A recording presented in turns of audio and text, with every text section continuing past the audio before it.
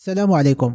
نهار 19 اكتوبر 2025 باريس كانت عايشه نهار عادي. الزوار داخلين خارجين من متحف اللوفر، الموظفين خدامين كالعاده، ولكن في الصباح وقعت واحد الحكايه اللي ما تصدقش. سرقه بحال الافلام ديال هوليوود، ولكن هاد المره وقعت في الحقيقه. 4 ديال الناس لابسين السترات ديال عمال البناء جاوا بشاحنه فيها رافعه، وقفوا قدام المتحف حايله خدامين تما، ما شك فيهم حتى واحد لان المظهر ديالهم كان عادي بزاف. ولكن في الحقيقه هاد الناس كانوا جايين بمهمه خطيره، سرقه مجوهرات ملكيه من قاعه ابولو داخل متحف اللوفر. اللصوص خداو قطع نادره بزاف من مجوهرات العائله الملكيه الفرنسيه، بحال تاج الامبراطوره يوجيني اللي فيه الالماس والزمرد، قلاده واقراط ديال الامبراطوره ماري لويز، وطاقم مجوهرات ديال ملكه قدام. القيمه ديال هاد القطع ما يمكنش يتقدروا بالفلوس لانها تراث تاريخي. بعض الصحف قالت بانه هذاك الشيء كيتقدر بالملايين، ولكن في الحقيقه القيمه ديالهم الرمزيه اكبر من اي رقم. العمليه كانت مدروسه بالحرف، دخلوا بحال عمال الصيانه بلا ما يشك فيهم حتى واحد، استعملوا الرافعه باش يطلعوا للشرفه ديال القاعه، هرسوا الزاج بقاطع حديدي، دخلوا بالزربه، هرسوا واجهات العرض وخداو المجوهرات.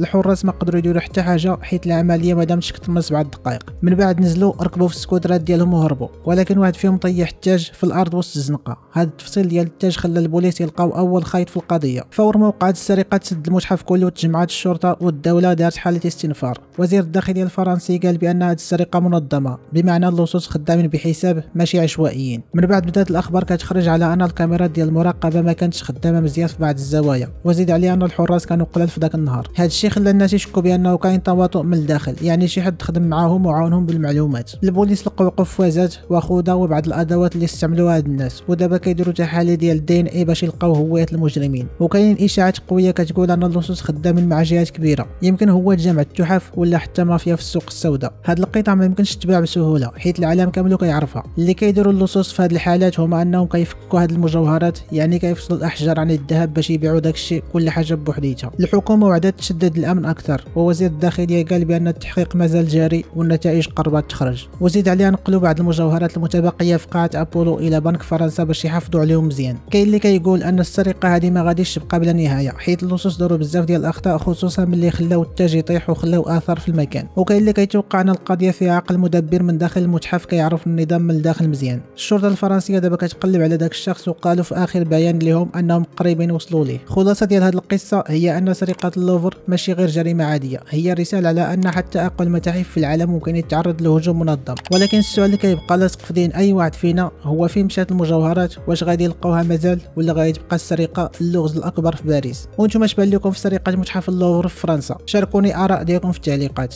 شكرا لكم على حسن المتابعه، والسلام عليكم ورحمه الله تعالى وبركاته.